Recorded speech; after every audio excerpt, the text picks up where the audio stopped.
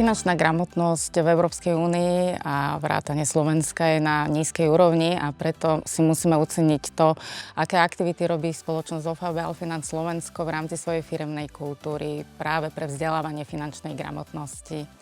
Som rada, že môžem byť súčasťou a zároveň aj reprezentovať spoločnosť, ktorá je lídrom na trhu finančného sprostredkovania a vzdeláva finančnú gramotnosť naozaj na profesionálnej úrovni.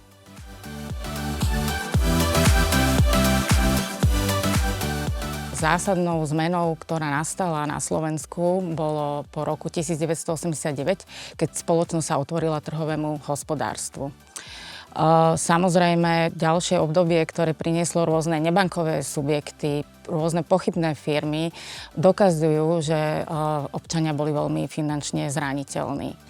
Technický pokrok, internet samozrejme umožnili vzdelávať sa a získavať viac a viac informácií, ale zároveň sa trh skomplikoval, pribudli nové finančné produkty, tak rôzne kreditné karty, hypotéky, investovanie.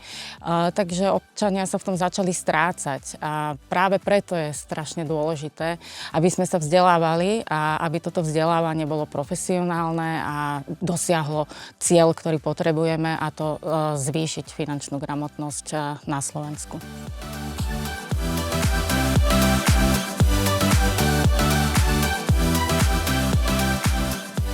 Máme dva projekty, ktoré sú zamerané na deti a mládež. Moja familia je zameraná pre žiakov základných škôl. Deti milujú online prostredie a je preto veľmi pekné, keď sa naučia práve na tablete, na mobile, ako treba hospodáriť s rodinnými peniazmi, ako sa starať o rodinný rozpočet a pochopia, čo všetko taká jedna bežná rodina naozaj potrebuje. Projekt Finančná sloboda je už trošku zložitejší, je to pre študentov stredných škôl a v rámci tohto projektu sa zase študenti učia, ako sa starať o 30 rokov finančného zabezpečenia tiež fiktívnej rodiny.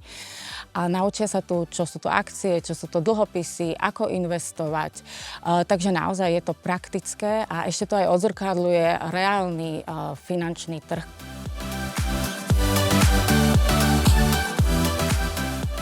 Spúšťame celoslovenskú súťaž v hraní hry Finančná sloboda. V rámci tejto hry prebehnú 3 kolá, školské, regionálne, finálne. Bude to prebiehať od septembra až do 3. decembra, kedy sa uskutoční toto finálové kolo. Zároveň spúšťame aj hru Moja familia, celoročné hranie, v rámci ktorého sa základné školy zase budú pripravovať na súťaž, ktorú budeme mať v marci až máji budúceho roka.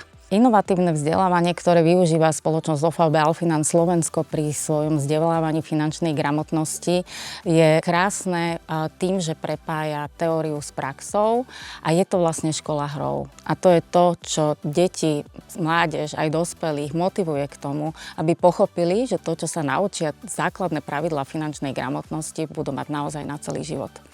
Poďte sa s nami naučiť finančnú gramotnosť hrou a naučite sa rozumne hospodáriť, aby váš život skutočne stál za to.